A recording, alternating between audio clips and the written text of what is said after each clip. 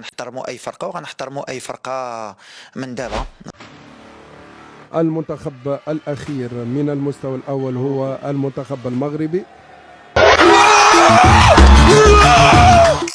كيف كنعرفوا كاملين، دارت البارح قرعة كأس إفريقيا 2024. هاد النسخة اللي غتكون في دولة كوت ديفوار، اللي ما بقى ليها والو تبدا في شهر يناير 2024. المغاربة حاليا أسعد الناس هاد الأيام، فبحضور أشرف حكيمي اللي كان فال خير على المنتخب الوطني المغربي، واللي جا في مجموعة اللي كيقول عليها كل شيء بلي هي أسهل مجموعة، الحاجة اللي غتخلينا نلعبوا دور المجموعات بأريحية.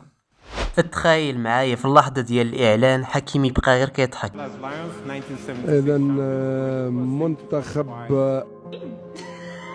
المغرب اللي جا في المجموعة السادسة مع الكونغو الديمقراطية وزامبيا ومنتخب تنزانيا اللي كاين حساب قديم معاهم.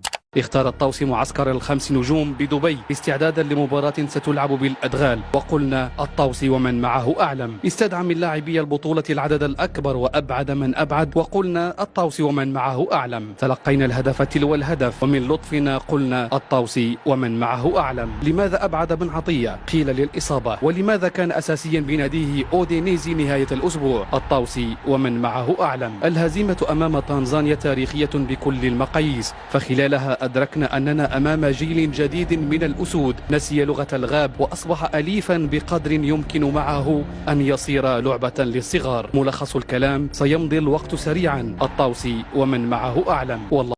فمن بعد الأداء التاريخي اللي درنا في كأس العالم قطر، كنتمناو هاد النسخة من كأس إفريقيا تكون لصالحنا، ونجيبو الكأس الثانية للمغرب إن شاء الله. واخا كنعرفو باللي بطولة إفريقيا صعيبة بزاف، ولكن ثقتنا في وليد الركراكي كبيرة وقادر على هاد التحدي. واحد كيحلم يديها، احنا منهم هاك غنمشيو بالاحترام مع هاد لا كومبيتيسيون، عارفين لافريك، عارفين الكره